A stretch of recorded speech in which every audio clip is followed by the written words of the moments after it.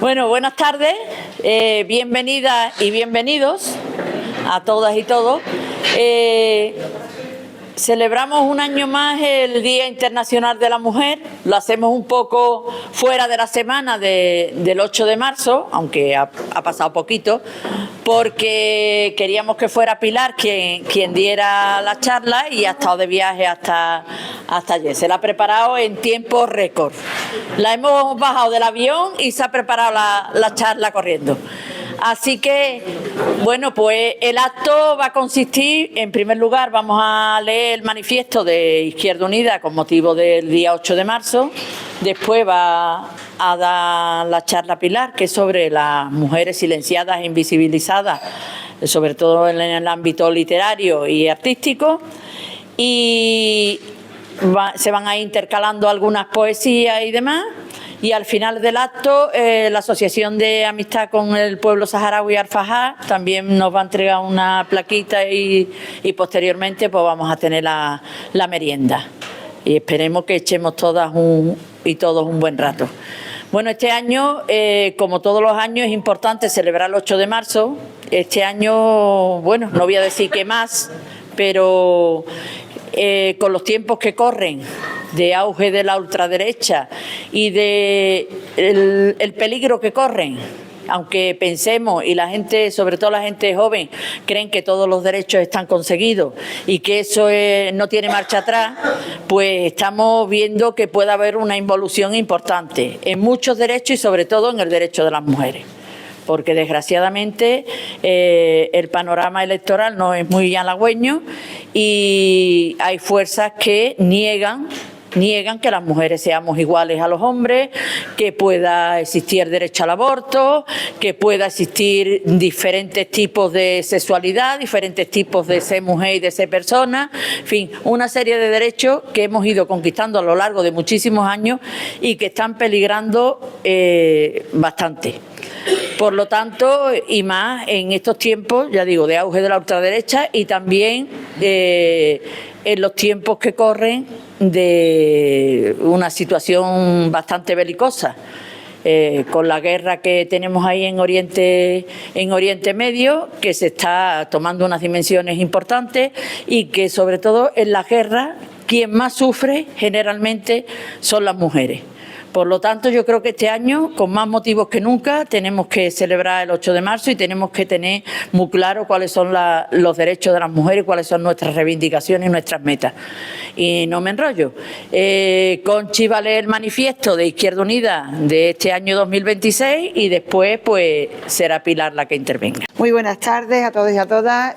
Muchas gracias por haber acudido a esta cita. Y bien, yo antes de que Pilar haga su exposición voy a pasar a leer el manifiesto feminista de este 8 de marzo de 2026. Este 8 de marzo, Día Internacional de la Mujer Trabajadora, volvemos a las calles a reivindicar y visibilizar la lucha de las mujeres en pie de igualdad con los hombres, en la sociedad y en su desarrollo íntegro como personas. Feminismo para defender la vida.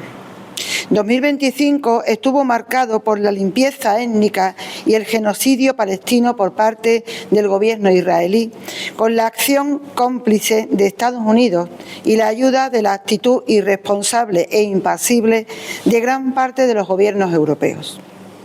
2026 ha comenzado con un nivel de agresión imperialista sin precedentes desde la Segunda Guerra Mundial.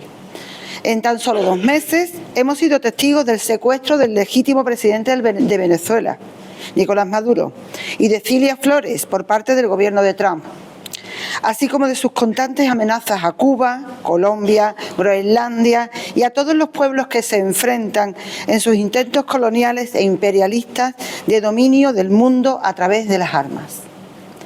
La guerra imposibilita la vida y acelera la destrucción del planeta. Por eso seguimos denunciando el genocidio palestino y los más de 500 asesinatos desde el falso alto el fuego. Feminismo para defender la paz. El 8 de marzo es un hito histórico del feminismo en la defensa de la paz. Una paz construida desde el multilateralismo y el derecho internacional. Las feministas de Izquierda Unida volvemos a las calles a reclamar la paz y el cese de las guerras. Gritamos no a la guerra en Ucrania, en Yemen y en el Sahel, y nos unimos al grito de nuestras compañeras saharauis contra la opresión y el capitalismo. Feminismo para vivir la paz. La paz no es solo la ausencia de guerra. La paz es vivir sin violencia machista, sin miedo, sin precariedad y sin desahucios. Es garantizar la vivienda, los derechos laborales y una organización social de los cuidados que no recaiga gratuitamente sobre las mujeres. La paz es justicia femenina. Feminismo para educar contra el odio. Frente a los discursos reaccionarios que señalan a las mujeres, personas migrantes, racializadas, trans o empobrecidas, apostamos por una educación pública que construya la igualdad, pensamiento crítico y convivencia. El feminismo es la mayor herramienta democrática contra el odio y la exclusión. Feminismo para sostener la vida. Este 8 de marzo volvemos a las calles a denunciar que, si bien la sostenibilidad de la vida es responsabilidad de toda la sociedad en su conjunto, la organización de los ciudadanos sigue siendo capitalista y patriarcal. La resolución de los cuidados sigue recayendo en los hogares, principalmente sobre las mujeres y de manera gratuita. Asimismo, en el caso de que los cuidados salgan al mercado, lo hacen en condiciones de precariedad absoluta, con un resultado basado en la desigualdad de género, etnia y clase social. Denunciamos también la violencia de especuladores, rentistas y fondos buitres, acumuladores de viviendas. Las desigualdades estructurales de género también alcanzan al acceso y mantenimiento de los hogares. El fallo de las instituciones a la hora de aplicar medidas de protección y reparación a las víctimas de violencia machista provoca desahucios de mujeres e hijas e hijos. Un sistema brutal que desprotege a las más vulnerables. Exigimos pisar el acelerador de la agenda feminista. Feminismo para defender la memoria colectiva. El 8 de marzo salimos a las calles a denunciar al fascismo que pretende volver a adueñarse de nuestras vidas. El feminismo ha sabido transformar cicatrices históricas en luchas colectivas y, por eso mismo, la lucha feminista como movimiento transversal nos convierte en diana del odio, perdón, porque se me pegan, en diana del odio, la extrema derecha y el neofascismo. Las feministas de Izquierda Unida respondemos alto y claro: fascismo nunca más. Nos quieren calladas, sumisas y resignadas. Por el contrario, este 8 de marzo, como todos los 8 de marzo, nos movilizaremos en nuestras calles, casas, centros de trabajo y en cada rincón del planeta donde se lucha por la vida. Nosotros decimos basta. Exigimos una vida libre de violencias, de explotación, de desigualdades. Una vida en paz, con derechos, con justicia, con libertad. Mientras la violencia continúe en todas sus expresiones, nuestra lucha no se detendrá. Este 8 de marzo volvemos a las calles a gritar alto y claro que fascismo nunca más. La memoria colectiva del feminismo es la herramienta de construcción de un futuro libre de fascismos. Recordaremos a las miles de mujeres que no encajaban en el ideal del nacional católico y que, por ello, sufrieron la represión sexual y moral del franquismo. Como instrumento de control de las mujeres, el franquismo constituyó el patronato de protección a la mujer. Hoy sus herederos pretenden volver a aquellos tiempos pasados, ignorando la fuerza de la sororidad y el feminismo. Quienes quieran acallar nuestras voces nos tendrán fuertes, unidas y en las calles. La proclama, si tocan a una, nos tocan a todas, es el grito colectivo de la lucha feminista, el grito de la no resignación, del no nos conformamos con los derechos conquistados, vamos a por más. Ante tanta violencia, guerras devastadoras que destruyen vidas y el planeta, saldremos a la calle a reclamar que el feminismo es la única respuesta posible. Nos quieren calladas, resignadas y divididas. Este 8 de marzo volvemos a estar en las calles, en los barrios y en los centros de trabajo. Transformamos la rabia en lucha colectiva y la memoria en fuerza organizada. Ante el fascismo, más feminismo. Ante la guerra, más feminismo. Ante la desigualdad, más feminismo. Porque el feminismo es para cambiarlo todo. ¡Viva la lucha de las mujeres! ¡Viva! Bueno, las cosas del directo. A mí me hubiera gustado cuando he llegado saludaros, pero venía con el tiempo justo y quería ver que funcionaba todo, entonces no os he saludado individualmente, pero estoy encantada de estar aquí con vosotras y algún vosotros, pero somos mayoría nosotras. Es cierto que con poco tiempo para preparar la charla, yo espero que os guste lo que humildemente os he preparado, pero desde luego con todo el cariño del mundo, con todo el feminismo del mundo y con toda la sororidad del mundo y la necesidad vital de recuperar la memoria de las mujeres que vamos a rescatar hoy. Seguramente nada, o sea, todo lo que yo os voy a contar está en el manifiesto. Todo lo que yo voy a explicar lo vivís cada una de vosotras en vuestras vidas cada día. Yo os voy a hablar de algunas mujeres, os voy a poner algunos ejemplos para visibilizar esa invisibilización, valga la redundancia, de las mujeres en el ámbito artístico. Sobre todo me he centrado en el ámbito literario, que es el mío, pero todo lo que yo os voy a contar y los ejemplos que os voy a poner con alguna anécdota, estoy segura que todas lo habéis vivido. Muchas de las mujeres de las que voy a hablar, como muchas de vosotras sois militantes feministas desde hace muchos años, seguramente las conocéis.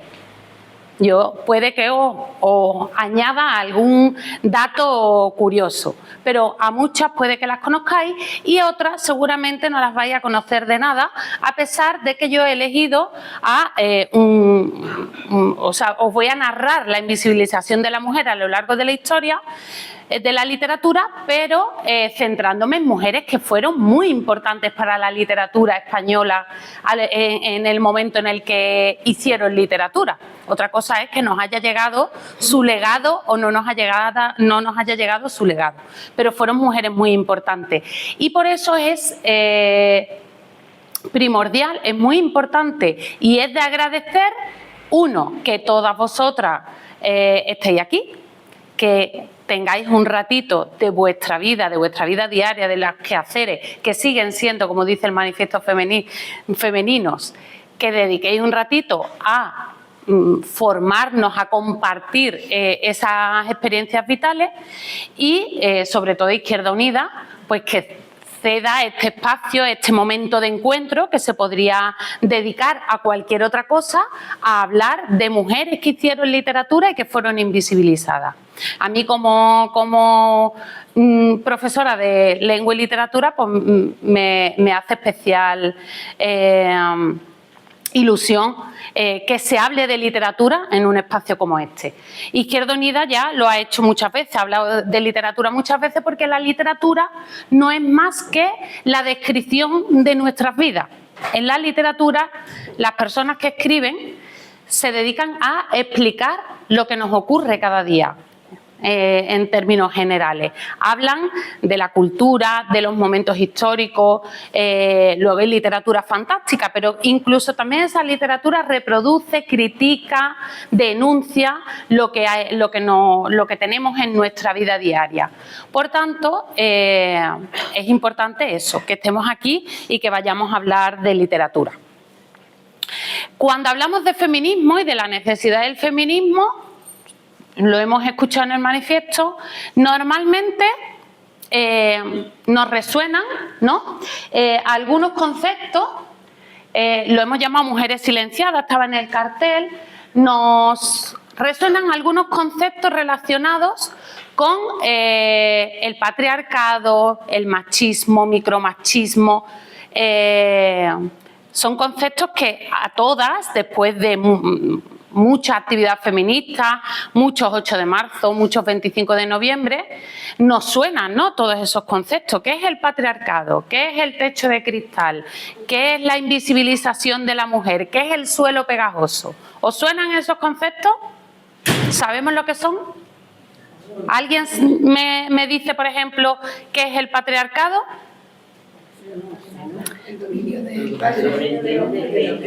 Es un sistema social y político en el que el hombre ejerce superioridad sobre la mujer, y sobre ese sistema se sustenta toda la desigualdad que sufrimos las mujeres, ¿no? Esos estereotipos, esos roles totalmente rígidos en los que nos desenvolvemos, ¿no? Ese patriarcado es un sistema social y político. ¿Y qué sistema social y político puede luchar contra el patriarcado? El feminismo. ¿Y el feminismo qué busca? La igualdad entre hombres y mujeres.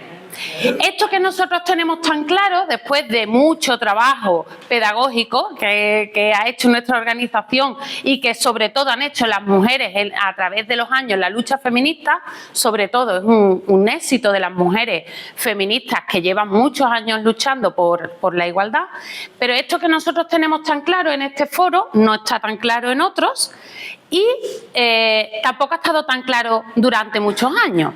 De hecho, yo os voy a poner ejemplos de mujeres que fueron radicalmente feministas con su vida, con su ejemplo de vida, algunas con sus controversias, con sus contradicciones, que yo os voy a comentar, pero ellas no llegaban a entender que eran feministas, no entendían el concepto del feminismo. Y de hecho, hay veces que quieren atacar al feminismo diciéndonos que esas mujeres no se sentían feministas, pero lo eran. Lo que pasa es que el concepto de feminismo pues lo hemos ido entendiendo y hemos ido aprendiendo lo que es con los años y con la pedagogía, como decía, ¿no? Con el conocimiento. Ante el desconocimiento, pues esas mujeres, muchas, no pensaban que eran feministas, aunque lo fueran. Y lo demostraron con su vida, con su ejemplo. Bueno, nuestra intención es luchar contra ese patriarcado, contra ese machismo, esos micromachismos que sufrimos día a día, y también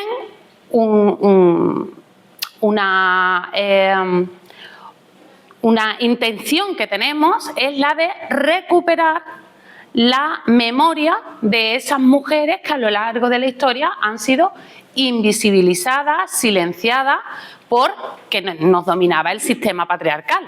Y entonces las mujeres no existíamos, ¿vale? No existimos en los manuales de historia, no existimos en ningún sitio hasta que el feminismo empieza a trabajar por rescatar, ver toda esa historia, la prehistoria, todo lo que nos han contado, verlo con una perspectiva de género y rescatar esas figuras de mujeres que participaron de esa historia al lado de los hombres, ¿no? Al lado de sus compañeros. Pero que no, por casualidad, será porque estamos en ese sistema patriarcal, no están en los libros. Y al final pasa con las mujeres como ocurre con cualquier conflicto, con cualquier cuestión histórica. Quien cuenta las cosas es el que gana. Pues si el sistema en el que hemos vivido es un sistema en el que el hombre era superior, pues el hombre ha contado su historia y ha dejado a un lado la historia de las mujeres. De hecho, podríamos hacer otra charla y de la salud y el machismo, de estas cosas podríamos hablar bastante. En este caso, yo voy a hablar de esa parte, ¿no? De esa parcela que es en la que yo tengo más formación o de formación. Yo durante los últimos años me he estado formando en este ámbito porque por mi ámbito profesional pues yo he querido volcar mi actividad feminista en la visibilización de mujeres que estaban invisibilizadas de mi ámbito, que es el literario, ¿vale? Entonces, el borrado de las mujeres de la historia, en este caso de la literatura y de la literatura española, que es mi ámbito de estudio, no es arbitrario, no es baladí. Es algo que estaba orquestado por el sistema social y político.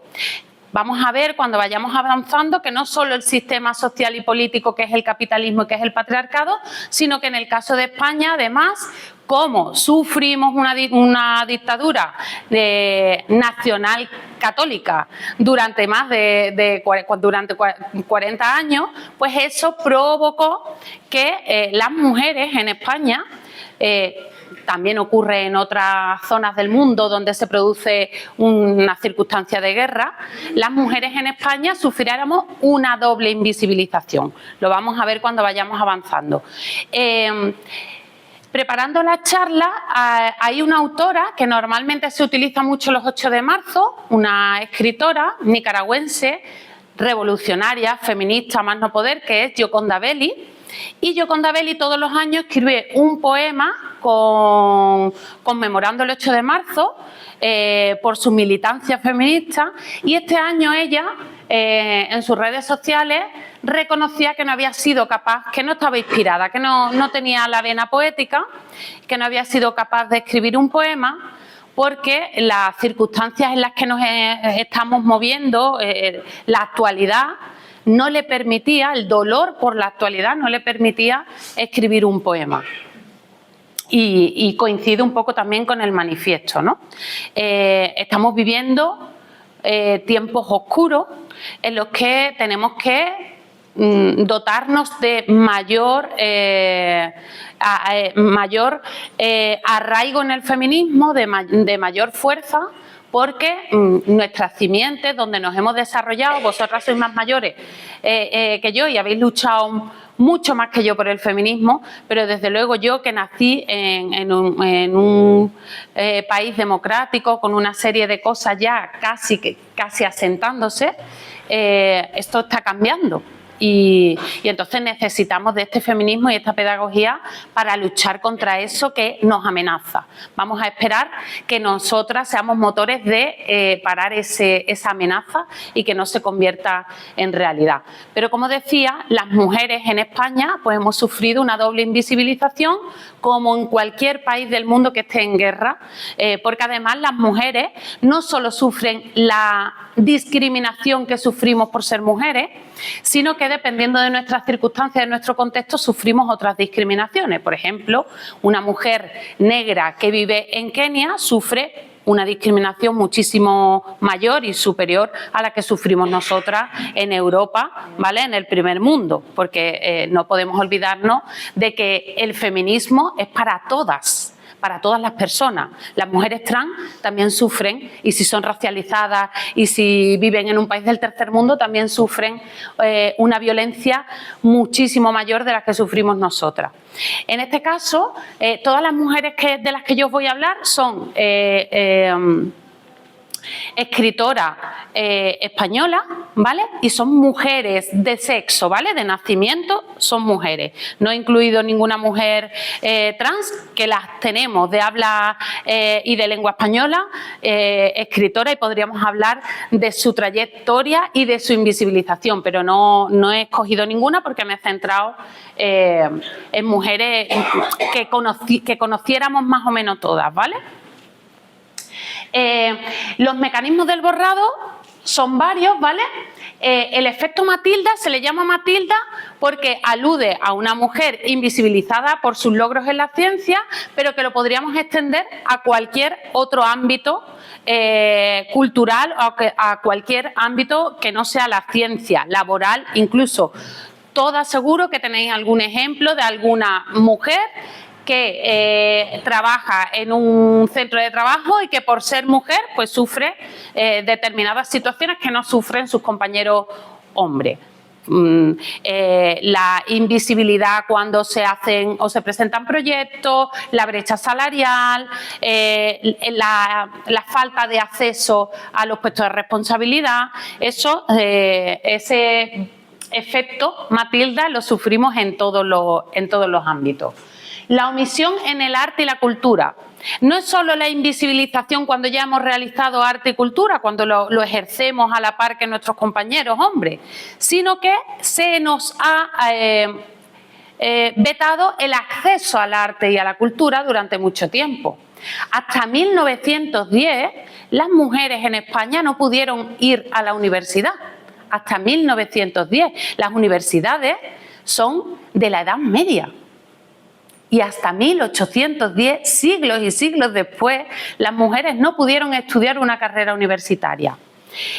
Desde que las mujeres empiezan a hablar de que tienen que tener acceso a la educación en la Edad Media, no consiguen acceder a la universidad hasta 1910. Fijaos, es un dato que nos refleja claramente en las circunstancias en las que se han movido y se han desarrollado las mujeres en España. El sesgo en la historiografía, lo decíamos antes. No aparecemos en los manuales, no se cuenta la historia desde una perspectiva de las mujeres, no existimos para la historia. Los hombres hicieron, los científicos descubrieron, los estudiosos, hasta el género masculino utilizado para la colectividad ya nos está borrando de esa historia. No existimos en la historia, no cuentan nuestros testimonios, a pesar de que las mujeres a lo largo de la historia han tenido un papel importante. No queremos ser más importantes que los hombres, simplemente que nos atribuyan la importancia que hemos tenido en la historia, que la hemos tenido. Pues no aparecemos en los libros. Cuando yo estudié mi carrera universitaria, yo estudié una sola autora. Una carrera de 5 años en la que yo estudiaba la literatura española de la península y de Hispanoamérica, que se desarrollaba desde que empieza el español, ¿vale? Desde los primeros testimonios del español en el siglo VII, ¿vale? Hasta la actualidad de cuando yo he terminado, ¿vale? Una mujer aparecía en mis manuales, en mis materias, y yo soy profesora, yo le tengo que enseñar a mis alumnos la literatura, pero a mí, en mi formación académica universitaria, no me enseñaron a ninguna mujer. ¿No había mujeres? Sí las había, ¿vale? Lo que pasa es que no interesa que las mujeres aparezcan, ese es el borrado. Y además, en nuestro caso, es que además el franquismo hay a una determinada generación que la borró, la aniquiló, la desapareció. Y eso también, ese déficit de referente también lo tenemos, lo vamos a ver. En el ámbito privado, las mujeres nos seguimos encargando en mayor proporción que los hombres de los cuidados de ascendientes, de descendientes, de los cuidados del hogar. Eso en el ámbito privado también favorece al borrado de las mujeres. Mientras que las mujeres están cuidando, los hombres están cambiando el mundo, se supone. Otra cosa es la realidad. Pero a nosotras nos relegan al ámbito privado, al ámbito de los cuidados del hogar. ¿Esto cómo se revierte? Pues con lo que se está haciendo ahora, con feminismo, lo decía el manifiesto de nuevo, feminismo y más feminismo, y contra la invisibilización más feminismo. Esto se revierte formándonos, estudiando, aprendiendo, visibilizando. Y lo que yo aprendo hoy aquí, y si me presentan a una autora que yo no conocía, me compro un libro de esa autora y me lo leo. Y me doy cuenta de que las mujeres somos capaces de narrar y que además narramos bien y tenemos calidad literaria. Y contamos las cosas y reflejamos lo que vivimos las mujeres de una manera que un hombre no lo puede hacer, por ejemplo, ¿no? Y os pondré algún ejemplo con alguna de las autoras. Por tanto, la revisión es muy importante, la revisión de todo lo que nos han contado, de la historiografía, de la literatura, los manuales, los libros. Los niños hoy en día, las niñas en los centros educativos tienen la suerte de que sus editoriales tienen una ley. Es muy importante para esa revisión, las leyes que están aprobadas, pues tienen una ley que les permite o que les da, tienen el derecho de que se les hable de mujeres en todos los ámbitos, también el de la literatura. ¿Sabéis qué espacio ocupan las mujeres en los libros de texto en pleno siglo XXI? Los márgenes. Ninguna tiene un papel predominante, protagonista, principal. Aparecemos en los márgenes y somos los docentes los que tenemos que dejar el libro y hablarles de esa figura de esas mujeres, porque en los libros de texto, a pesar de la ley, que es importante porque ya aparecemos, pero no aparecemos con el protagonismo que deberíamos aparecer. Ante esa prohibición, ante esa falta de acceso a la educación, a la cultura, ¿qué es lo que hemos hecho las mujeres? Nos hemos conformado, pero también, pues la que ha querido, ha buscado la estrategia para poder escribir, para poder desarrollarse, a pesar de tenerlo todo en contra. Repito, hoy en día el tener unas inquietudes literarias, el tener una profesión, es muy fácil, lo tenemos todo, sigue siendo difícil, ¿vale? Hay mucho trabajo por hacer, pero relativamente es fácil. Pero ¿y en la Edad Media? Cuando las mujeres no podían acceder a la cultura, cuando las mujeres, o sea, si fijaos la tasa de feminicidios que tenemos hoy en día, imaginad la tasa de feminicidio, el control, la violencia que se ejercía sobre las mujeres en esa época. Sin embargo, hubo mujeres que rompieron esos muros, ¿vale? Y hubo mujeres que se dedicaron a la literatura. Estrategias para romper esos muros ante el acceso al conocimiento, a la educación, a la cultura. Pues una estrategia que usaron muchas mujeres fue o usar un seudónimo masculino o un nombre masculino directamente, ¿vale? O escribir como anónimo. Hay muchas obras que no están firmadas. Eso tiene dos explicaciones. La literatura durante la Edad Media era literatura oral y no interesaba la autoría.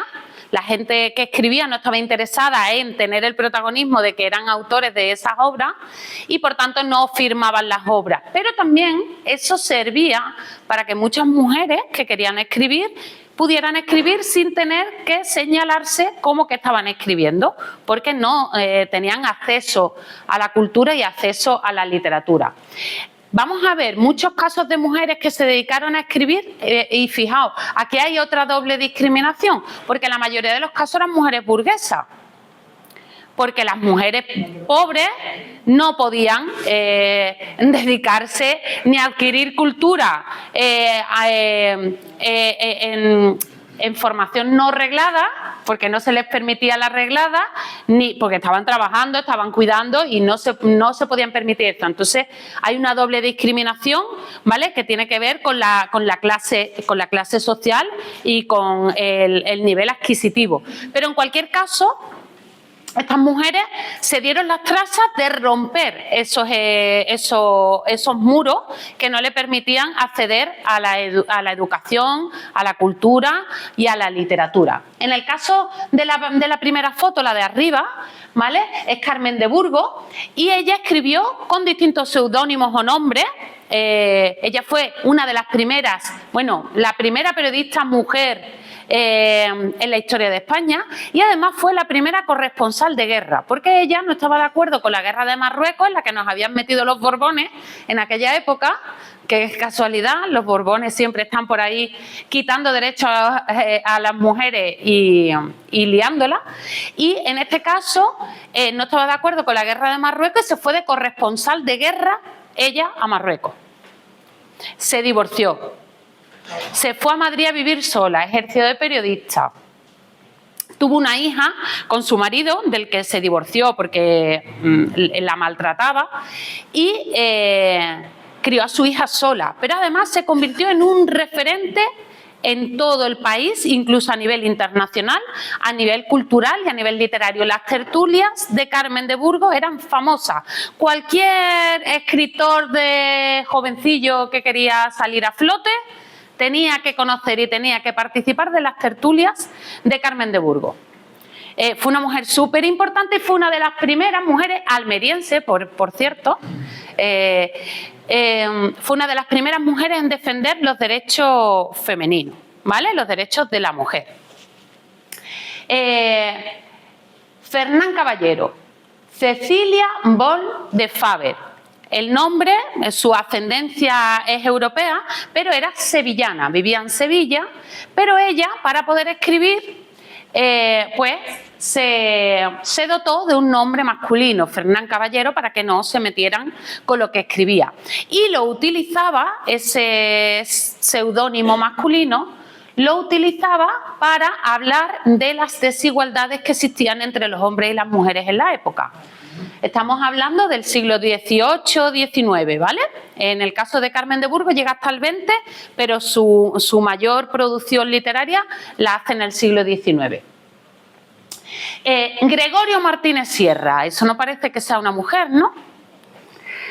Pues la autora de las obras de teatro, Gregorio Martínez Sierra, si no lo recordáis, es uno de los autores teatrales más importantes que ha tenido España. Escribió Amor Brujo, Canción de Cuna, ¿recordáis? Esos libretos famosísimos han llegado hasta Hollywood. No los escribió él, los escribió su mujer, María de la Hoz Lejárraga. María escribió un libro y su familia se disgustó mucho con ella porque había escrito un libro y las mujeres decentes no escribían libros. Y entonces como que la menospreciaron. Y ella para subsistir, porque su familia no era excesivamente rica, estudió para maestra, que era de las pocas cosas que nos dejaban a las mujeres estudiar. También final del siglo XIX. Estudió para maestra y conoció a un poeta, a un escritor, malísimo, escribía fatal, fatal, fatal, fatal. Se conocieron, se enamoraron, se casaron. Ella lo mantenía a él porque él se dedicaba a escribir, pero era tan malo que no vendía ni un churro. Entonces ella empezó a corregirle los escritos, por no decir a reescribir y luego ya a escribir. Pero lo firmaba él, porque ella estaba muy desengañada de su él tenía todo el apoyo de la familia, por supuesto, él era de una familia un poquito más pudiente y la familia, que el niño fuera literato, era una noticia estupenda. Entonces ella lo mantenía con su sueldo de maestra y ella, por la falta de interés de la familia y porque las maestras firmaban un contrato en el que se comprometían a no llevar la falda por encima de la rodilla y a no escribir libros, tenían que firmar eso las maestras, se ve que eso no les afectaba mucho a la labor pedagógica, pues María decidió en un momento determinado, también porque no habían tenido hijos, y ella decía que sus libros eran los hijos de los dos, ella los hacía y él le ponía su nombre, ¿vale? Entonces todo su matrimonio, ellos empiezan a escribir obras de teatro muy importantes. Cuando tenían que hacer los ensayos, la que iba a los ensayos era ella. Él era muy buen director teatral y muy buen manager, pero escritor malísimo. Pero él firmaba, pero la que revisaba todo era ella.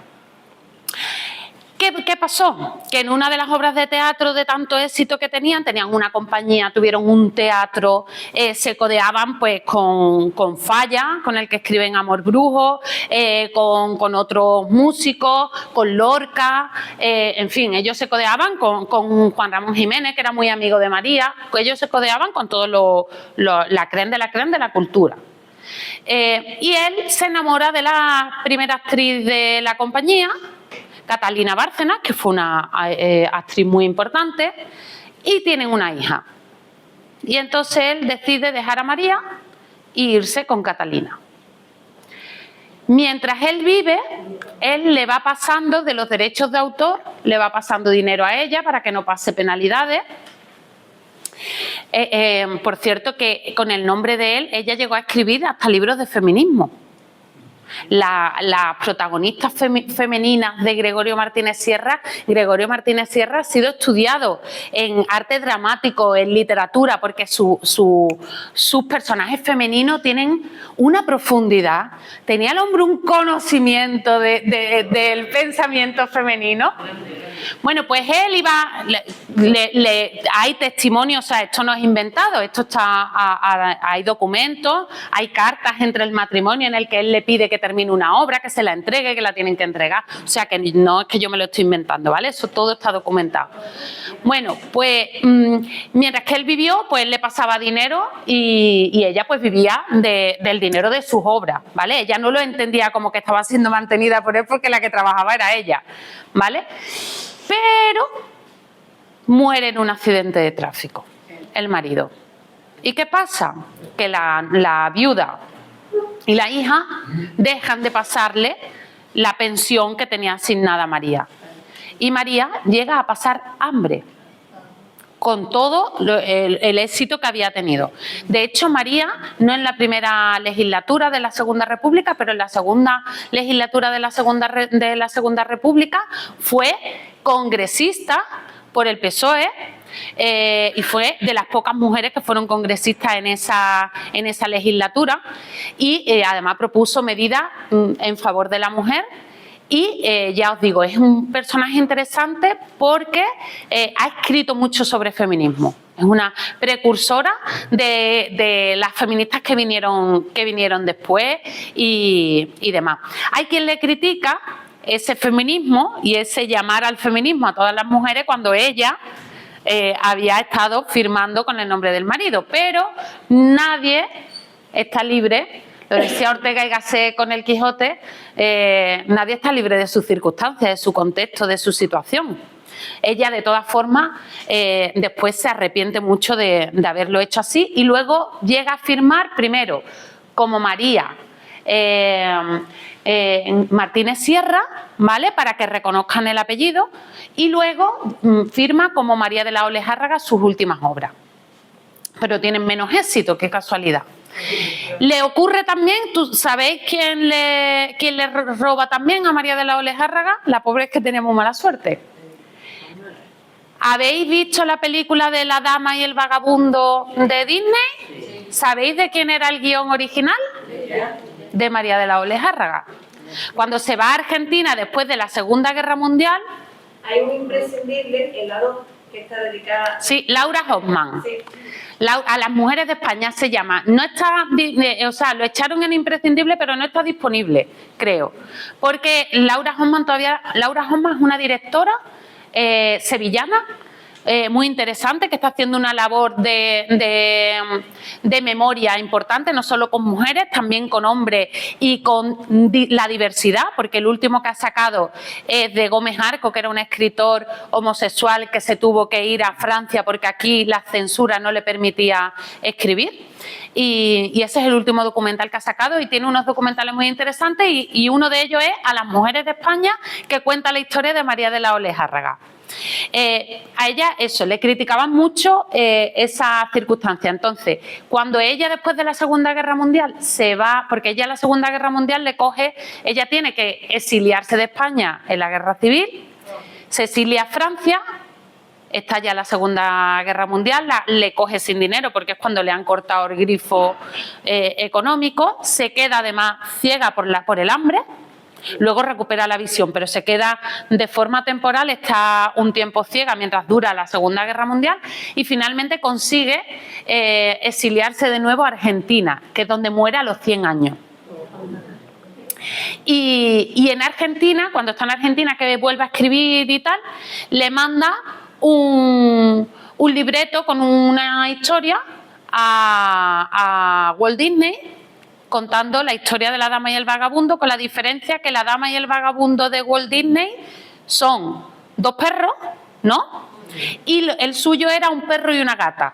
Le gustaba la diversidad, porque nada es arbitrario, nada es baladí, todo tiene una intencionalidad. Entonces ella lo manda con dos razas distintas, ¿no? La gata y el perro. Y Walt Disney le dice que no le interesa, pero a los años publica La Dama y el Vagabundo, saca la película de La Dama y el Vagabundo. Otra de las opciones que tenían las mujeres en esa época, meterse a monja. Hay los conventos estaban llenos de feministas.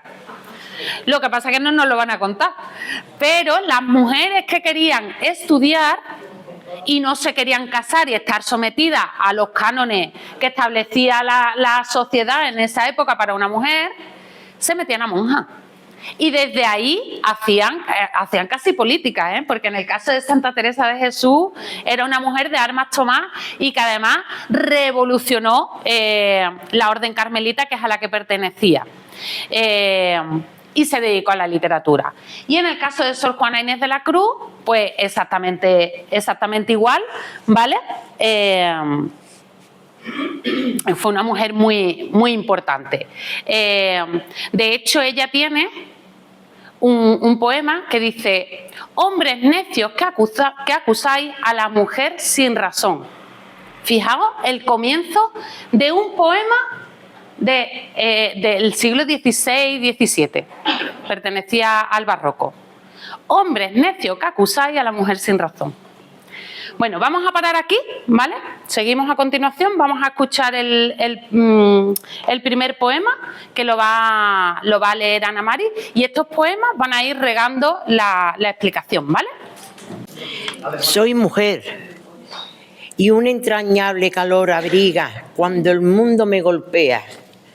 Es el calor de las otras mujeres, de aquellas que hicieron de la vida este rincón sensible, luchador, de piel suave y tierno corazón guerrero. Alejandra Pizarnik. Ese calor nos abriga a todas, ¿no? Un poquito. Yo lo siento. ¿Qué ocurre? Que las mujeres, vuelvo a repetir, ante esa situación, ¿vale? Ante esas circunstancias adversas, pues utilizaron distintas estrategias. No sé si sabéis que la primera poetisa, no está bien usado poetisa, ¿vale? Pero como es un término que se usaba hace tiempo, a esta en concreto es que no la llaman poeta, la llaman poetisa. Son poetas, ¿vale? Las mujeres que hacen poesía son poetas. No hay que suavizar el término ni cambiarlo. Somos las mujeres poetas, las que escriben, ¿vale? Poesía. Pues la primera poeta en lengua, en lo que iba a ser la lengua romance, el español, es Gualada bin al-Mastufá, y nació en el 994, ¿vale? Pertenecía al Imperio Andalusí, ¿vale? Y vivía en Córdoba. Otra que su padre era un califa y ella se podía permitir dedicarse a la poesía, ¿vale? Vamos a verlo en los distintos casos. La Edad Media, ¿vale? Tiene algunos ejemplos de mujeres, y luego durante el Renacimiento hay más mujeres que se dedican a la literatura, y una muy importante va a ser Florencia Pinar. Florencia Pinar y Ana Caro y otra poeta aparecen en los cancioneros que surgen final del siglo XV, principio del siglo XVI, final de la Edad Media, principio del Renacimiento. O sea, había mujeres que se codeaban con los poetas cultos hombres, ¿vale? En los palacios había reuniones, se recitaban poesía, se acompañaban de música, y esas mujeres estaban allí y aparecen en esos recopilatorios. Es decir, la mujer estaba presente en esa época en los ambientes culturales. Está claro que no serían muchísimas porque teníamos negado el acceso, pero a ver las haylas, ¿vale? Y en este caso estas mujeres estaban presentes en la literatura de la época. Vamos a pasar a leer otro poema, ¿vale? En este caso vamos a leer un poema que lo va a leer Manoli Capita. Lo escribe Gisela López. Es necesario revertir el hechizo, ese que borra a las mujeres de los libros de historia, de las esferas del poder, de las antologías, ese que las encierra entre cuatro paredes con solo colocarle un anillo. De Gisela López.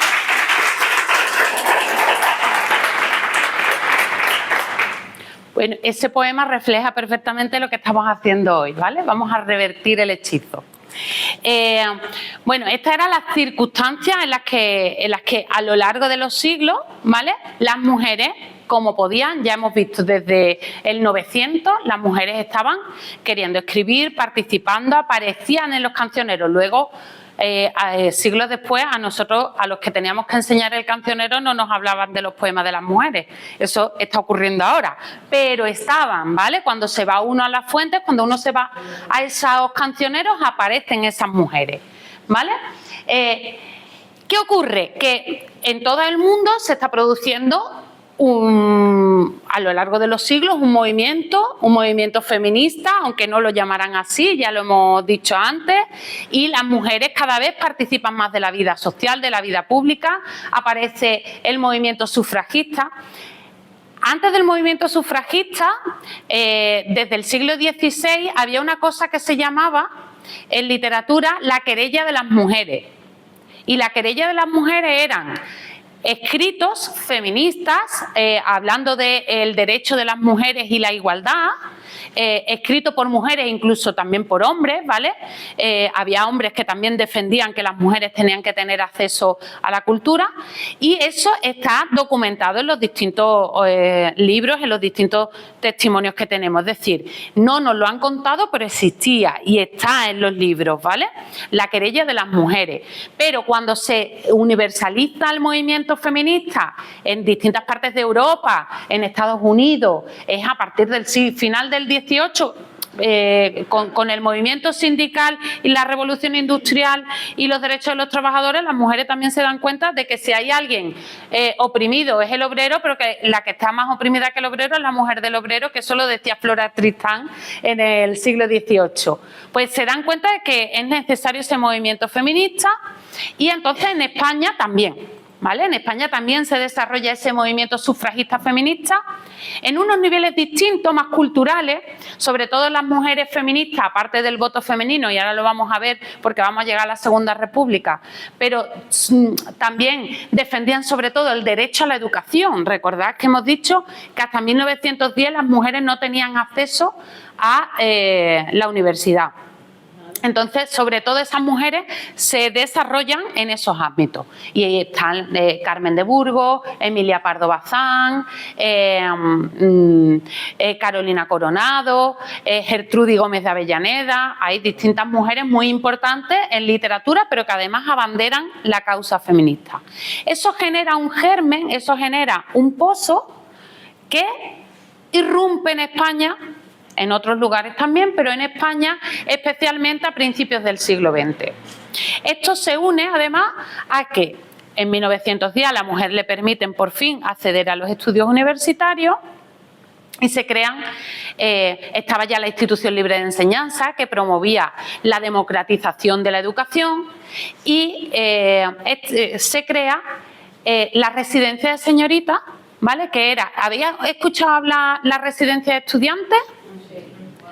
Hay autores importantísimos de la generación del 27 que desarrollan su vida cultural en Madrid en la residencia de estudiantes, los que eran de provincia sobre todo, ¿no? Dalí, Buñuel, Lorca, Juan Ramón Jiménez vivía allí y daba clases, estaba Ginés de los Ríos, ¿no? Que era el fundador, digamos, de la Institución Libre de Enseñanza. Conocemos a todos ellos, ¿verdad? Pues había algo igual que la residencia de estudiantes, o sea, que la residencia de estudiantes, que era la residencia de señorita, el nombre regular, pero hacía la misma labor, es decir, era un espacio donde las chicas de provincia que querían estudiar se podían quedar.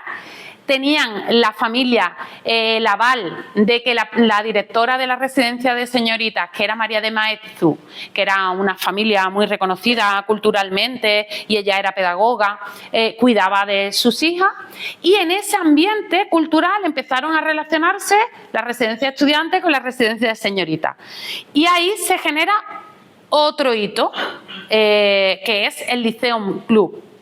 El Lyceum Club es un club feminista, lo inauguran, volvemos a lo que hablábamos antes, lo inauguran mujeres burguesas, mujeres que habían tenido acceso a una cierta educación, que tenían una cultura, pero mujeres que van a empezar a garantizar Y van a empezar a trabajar por los derechos, por democratizar todos los derechos. La educación, la limpieza, la higiene, la sanidad, cosas que ahora nos parecen muy evidentes, pero que en esa época no lo eran tanto. Y ellas, desde ese ambiente feminista, que también lucha por el sufragio, que también lucha por otras cosas, van a empezar a luchar por esa cuestión. Y luego hay otra cuestión muy importante. De Zenobia Camprubí vamos a hablar en relación al marido también. Y hay otra cuestión muy importante, que es que se crea una institución que va a hacer una labor encomiable, que es la Junta de Ampliación de Estudios. Que eso es una institución que se dedica a becar a las estudiantes para que se vayan al extranjero y aprendan las maestras, que aprendan de otros ejemplos pedagógicos. Lo que ahora es el Erasmus, ¿vale? Que parece que pues, España lo tenía a principios del siglo XIX, del siglo XX. ¿Vale? En 1900 y pico España tenía la Junta de Ampliación de Estudios y becaba a las mujeres se iban a estudiar a Estados Unidos, se iban a estudiar, en el caso de María de la Olejárraga, a Francia. Pero en el caso de otras muchas de las residencias de señoritas, a Estados Unidos. Todas, lo vamos a ver luego, ampliaron sus estudios, se formaron, porque para la ampliación de la Junta de Ampliación de Estudios, la educación era muy importante. Esto coincidirá, no podía ser de otra forma, esta conquista de derechos coincidirá con la proclamación de la Segunda República en 1931. Y ahí explosiona todo. ¿Qué decían en la Segunda República? Los dirigentes de la Segunda República, ¿qué decían? Cultura, cultura, cultura. Luego tenemos dirigentes cercanos que también decían algo parecido. Para la Segunda República, herederos de la Institución Libre de Enseñanza, en la que se democratizaba la educación, aunque era un centro privado, la educación tenía que llegar a todas partes. La cultura era importante, la formación de las personas era importante y tenía que llegar a todas partes. Y entonces crean el Instituto Escuela Público, que democratiza la educación y da acceso a la educación a todas las clases sociales. Y eso va a influir en el número, en la cantidad de mujeres, también los hombres, por supuesto, de clase más baja, ¿no? Con menos recursos, pero va a influir de forma notable en que las mujeres tengamos acceso a la educación y por tanto a la cultura y por tanto a la literatura. Entonces, el número de mujeres que conocemos de esa época ahora es grandísimo. O sea, tú empiezas a estudiar esa época y empiezas a descubrir nombres y nombres y nombres y no terminas nunca. Hay un documental que lo trajimos nosotros estando en el Ayuntamiento al Viso, que se llama Las sin sombrero, que están imprescindibles también, ¿vale? Que ha hecho 3 documentales porque pensaron que iban a hacer uno con las que ellas más o menos sabían que existían y conforme fueron estudiando a esas mujeres, recuperando a esas mujeres, fueron conociendo a otras, hicieron otro documental y luego hicieron otro documental. En total tienen 3. Porque la cultura, el acceso a la cultura va a hacer que el número de literatas pues, crezca de forma exponencial. En la Segunda República el acceso a la educación va a ser muy importante y durante ese tiempo vamos a adquirir otros logros legislativos que habían estado luchando las mujeres y que se consiguen, como es que el derecho al voto, ¿no? En 1931, que luego pasó mucha factura a Clara Campoamor el haber peleado el derecho al voto de las mujeres, el divorcio, ¿vale? Tuvimos a la primera ministra y se revolucionó todo el tema que tiene que ver con la sanidad, el derecho al aborto, ¿vale? Es decir, las mujeres en esa época, por eso se le llama a la Segunda República la República de las Mujeres, porque a nivel cultural y a nivel de derecho supuso un revulsivo. se produce la conquista, por tanto, del espacio público y el espacio cultural y se produce un cambio social en las calles, en las urnas, dependiendo de las elecciones, ¿vale? Primero, con el voto femenino gana o sea, no con el voto femenino, sino coincidiendo con que las mujeres pueden votar, ganó la derecha, que era lo que aludían los que no querían que las mujeres votaran. Y luego en 1936 sí que gana el Frente Popular, porque por mucho que quieran y lo quisieron hacer, echarle la culpa a las mujeres, en realidad lo que ocurría es lo que nos ocurre ahora, que las izquierdas van separadas, pierden, las izquierdas van juntas y ganan. ¿Vale? Entonces, pero ¿a quién le echaban las culpas? A las que estaban votando según ellos, que no tenían conocimiento y votaban lo que decía el marido o el confesor. En este hervidero se genera una generación de mujeres literatas, que son la generación mal llamada del 27. El 27 es el nombre que le pone Gerardo Diego después del alzamiento militar y la guerra civil, porque no quería llamarles generación de la República o generación de la guerra o generación del 98, muchos los unían a la generación del 98 todavía, pero generación de la República no les podían llamar. Y entonces pues le mal llaman generación del 27, pero realmente era una generación que ya venía, ¿vale? Que ya se estaba formando, que ya se encontraban, que ya publicaban y demás.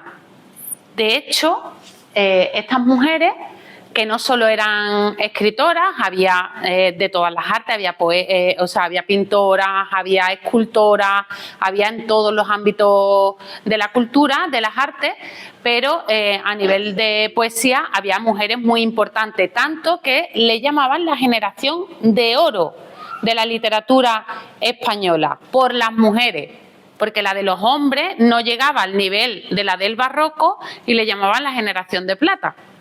Pero la de las mujeres era la generación de oro, ellas estaban al mismo nivel que ellos, incluso en algunos casos mejor. Pues sus propios compañeros, uno de ellos, Gerardo Diego, escribe una antología poética. ¿Cuántas mujeres incluyó Gerardo Diego en su antología poética de 1932? Ellas se enfadaron, porque es que eran muy amigos. Ellas, de hecho, le publicaban, en el caso de Concha Méndez, que era poeta, le publicaban los libros en su editorial y le dijo, pero oye, esto de que no hay mujeres poetas, ¿esto qué es? Y entonces se arrepintió y volvió a publicar una antología poética en 1934. ¿Incluyó a todas las mujeres? 2. Solo 2 merecieron, de ellos había 10 o 12, pero mujeres solo 2 merecieron el ser reconocidas en esa antología. Durante esta época aparece la sin sombrero, ¿vale? Se revoluciona el derecho al voto, el derecho a la educación, todo, y ocurre lo que yo decía, que en España hemos sufrido las mujeres una doble invisibilización. Y es que se produce el alzamiento militar en julio de 1936, la guerra civil, que la guerra civil a nivel literario supone un parón en general, tanto para hombres como para mujeres. O sea, la guerra civil afecta a la literatura de los dos sexos, ¿vale? Porque durante esos años no se escribe nada, es todo panfleto y todo dirigido para alentar a las tropas, y cuando termina el conflicto bélico provocado por los militares, se ha perdido a la mitad de la generación o más, casi entera, porque o los han asesinado, o se han ido al exilio, o dejan de escribir porque tienen miedo, o tienen que cambiar de bando porque tienen miedo, como es el caso de Manuel Machado, que se le atribuye que se piensa que era de derecha porque se hace medio adepto al régimen, pero realmente lo que le ocurre es que acaban de matar a Federico García Lorca y él está en Burgos y lo meten en la cárcel y él piensa que lo van a matar, ¿vale? Y cambia su actitud. Y en el caso de ellas igual, pero doble, porque encima eran mujeres. Y la simple tortura a una mujer, y hemos hablado antes de la guerra en el manifiesto, la simple tortura a una mujer es más agresiva porque a las mujeres nos violan. Cuando se produce un conflicto bélico, los zapatistas dicen que ni el territorio ni las mujeres son tierra de conquista. Pues a las mujeres en el franquismo, como las paseaban, le daban ricino, o sea, aparte de las torturas de las que se tuvieron que exiliar, las que se quedaron, no fue fácil quedarse. Os pongo un ejemplo. María Moliner se quedó en España, tenía 4 hijos y no se planteó el exilio con el marido. Al marido y a ella le hacen un juicio militar y los degradan de la escala de funcionarios, los dos eran funcionarios, 21 puestos de la escala de funcionariado. Además, los separan. A ella la mandan a 600 kilómetros de la familia. Y María Moliner, ¿cuál era su delito? Aparte de sus ideas progresistas y de ser republicana, que había participado en las misiones pedagógicas y había fundado 5.000 bibliotecas en España, porque creía en el acceso a la educación y a la cultura de todo el mundo. Ese fue el delito. Vamos a leer el siguiente poema. Mari. Os voy a recitar un poeta de Josefina de la Torre, Mujeres silenciadas. Me busco, no me encuentro. Rondo por las oscuras paredes de mí misma, interrogo al silencio y a este torpe vacío, y no acierto en el eco de mis incertidumbres.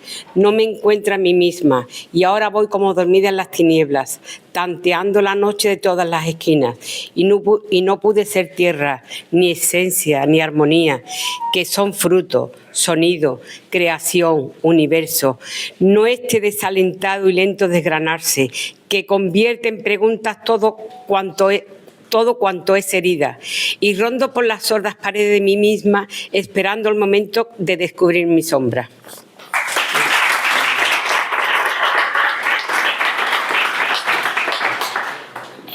Hemos escogido este poema porque Josefina de la Torre era una de la generación del 27, era una de las elegidas por Gerardo Diego en su antología poética y fue una de las que decidió no exiliarse y se quedó en España.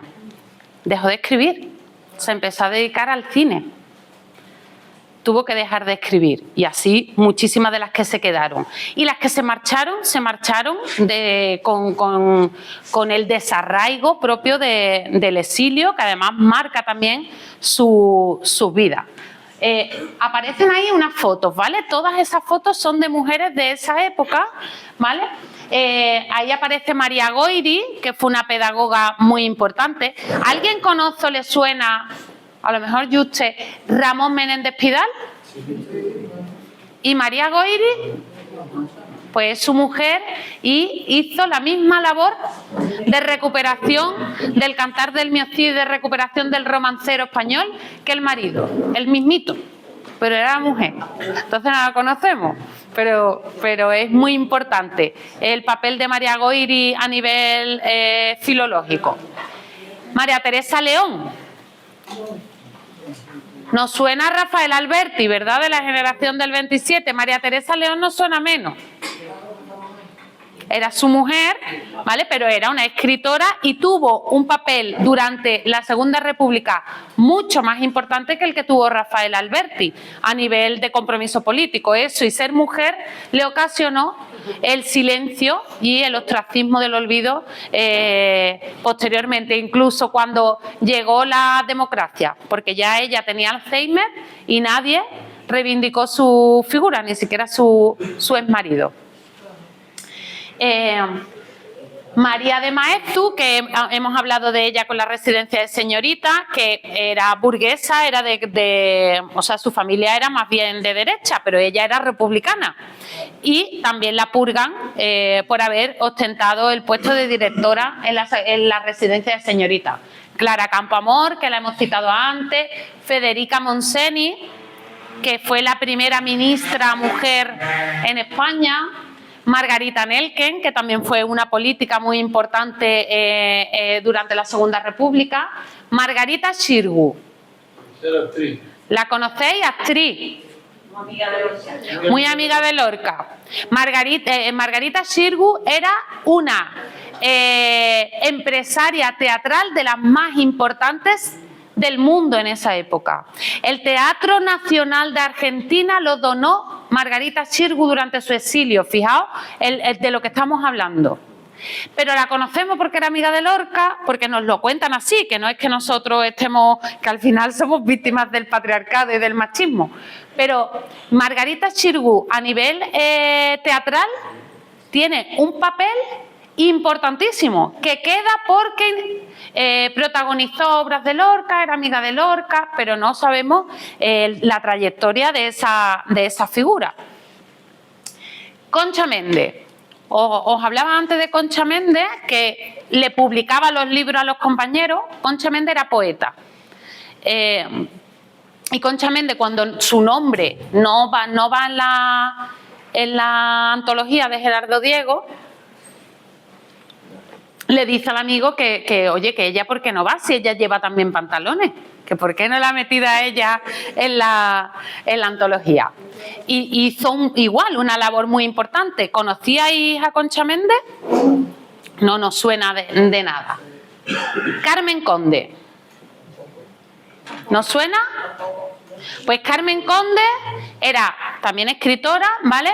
Poeta en un principio, pero luego escribió teatro, obras infantiles, a lo mejor de ahí te suena. Y Carmen Conde es la primera mujer que en 1978 fue aceptada por la RAE. Carmen Conde, la primera mujer. Y en el discurso de Carmen Conde, antes lo habían intentado otras. Antes habían intentado entrar en la academia, pero las rechazaban porque, primero, porque los estatutos no lo permitían. Y segundo, porque eran mujeres. Lo había intentado Gertrudis Gómez de Avellaneda, Carolina Coronado, lo había intentado Emilia Pardo Bazán, lo habían intentado con María Moliner y por la labor filológica del diccionario de uso del español, todas rechazadas, porque no estaban los estatutos o porque eran mujeres. Hasta Carmen Conde en 1978. Os voy a leer un fragmento de lo que Carmen Conde dice cuando empieza su discurso de acceso a la Real Academia de la Lengua.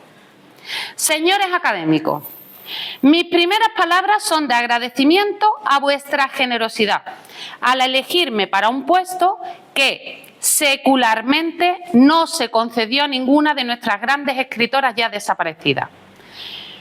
Permitid que también manifieste mi homenaje de admiración y respeto a sus obras. Vuestra noble decisión pone fin a una tan injusta como vetusta discriminación literaria. Ahí tenéis. Con esto os quedáis. ¿Vale? Ella fue la primera mujer que entró en la Real Academia de la Lengua. Carmen Conde. ¿Qué nos queda ante esto? Podríamos seguir, ¿vale? Pero me va a matar Manoli. Vamos a merendar a la hora de la cena. ¿Qué nos queda ante esto? Pues la labor de recuperación es esencial. Y esa labor de recuperación hay una pata muy importante que la hacen los trabajos de investigación académico, universitario. Hay ya grupos de trabajo para rescatar a esas mujeres del olvido. ¿Vale? Esa labor. Las editoriales, ¿no? Yo pongo ahí dos, pero hay más. Calandraca está haciendo una labor muy importante de recuperación de la biografía y de las obras de esas mujeres. La editorial Renacimiento también. Antonina Rodrigo, que ya es una mujer muy mayor, pero que lleva toda su vida escribiendo biografías de mujeres y rescatando la memoria de mujeres, ¿vale? Tiene unos libros maravillosos con la biografía de muchas de las mujeres que yo he nombrado y escribe súper bien y es granaína también. Pero, ¿qué tenemos que hacer nosotros? Pues termino por lo que os decía, ¿no? Tenemos que poner la semillita en todas partes. Si nos vamos a comprar un libro, vamos a comprárnoslo de mujeres. Si vamos a leernos un clásico, vamos a investigar a ver si hay clásicos de esa época de mujeres. Si nos gusta alguno de los personajes de las mujeres que hemos hablado hoy, vamos a investigar sobre ellas, se lo vamos a contar vecinos, se lo vamos a contar a la vecina desayunando. Y al final con eso conseguimos la memoria, la justicia, la verdad, la reparación y la dignidad para ellas. Antes de terminar, ¿vale? Que yo voy a terminar con una frase, vamos a escuchar el último poema.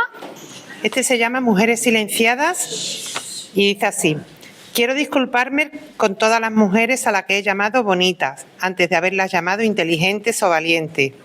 Lamento si hice sonar complicado algo tan simple como con lo que se nace. Es de lo que tienes que estar más orgullosa, como cuando tu espíritu ha aplastado las montañas. De ahora en adelante voy a decir cosas como eres resistente o eres extraordinaria. No porque crea que no eres bonita, sino porque eres mucho más que eso.